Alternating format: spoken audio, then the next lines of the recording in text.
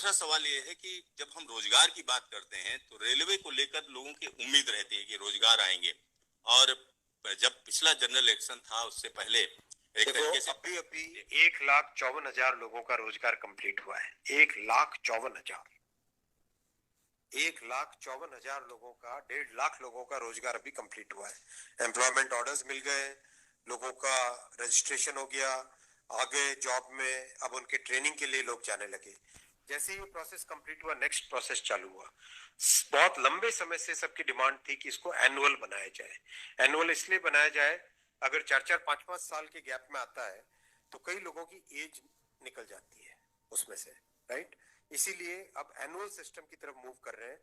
जनवरी में, अप्रैल में, जून में और अक्टूबर में, इन ये चार बड़े चंक है, एएलपी, टेक्निकल, नॉन टेक्निकल और ग्रुप लेवल 1, ये जो 4 बड़ी कैटेगरीज है, इन 4 बड़ी कैटेगरीज का साल में 4 हिस्से किए गए कि जनवरी में स्टार्ट करें एक जो एएलपी का, दूसरा टेक्निकल स्टार्ट करें अप्रैल में, नॉन टेक्निकल स्टार्ट करें जून में और अक्टूबर में स्टार्ट करें लेवल 1, और ये साइकिल चलती रहे।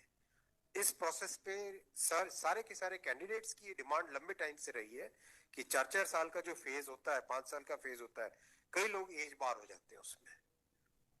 एक हर साल आपको अपॉर्चुनिटी मिलती रहेगी तो सबको अपॉर्चुनिटी मिलेगी।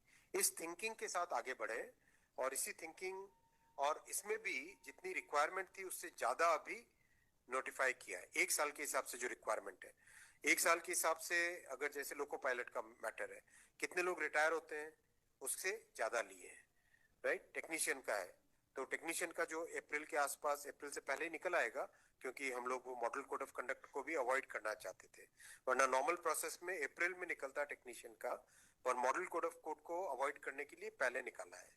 तो जनवरी, अप्रैल, जून, अक्टूबर, फिर अगले साल वापस जनवरी, अप्रैल, जून, अक्टूबर, फिर अगले साल वापस, इस हिसाब से ये प्रोसेस कर रहे हैं। सर 1 साल में कितने जॉब्स निकलेंगे इसमें? डिपेंड करेगा जिसकी जितनी रिक्वायरमेंट है, हर एक जोन की अपनी अपनी रिक्वायरमेंट आती है, हर डिवीजन की रिक्वायरमेंट आती है, कोई एस्टिमेट नहीं, हर वर्कशॉप से आती है। एस्टिमेट बनता है, बन के ही तो निकलता है, फिर एस्टिमेट बन के निकलता है ना, फिर हर एक कैटेगरी के लिए अलग अलग बनता है। अभी 1.5 लाख लोगों को जॉब दिया।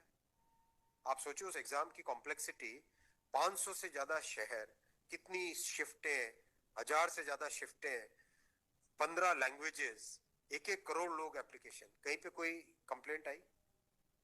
0 कंप्लेंट। कहीं पे कोई paper leak? 0 paper leak. Complete हुआ ना एकदम ट्रांसपेरेंटली। पार्लियामेंट में हमारी ऑपोजिशन के लोग, कांग्रेस के एक एमपी बोले कि आश्चर्यचकित है कि इतना बड़ा एग्जाम कैसे बिना कोई पेपर लीक के हो गया। तो एक उस चीज को भी तो देखो।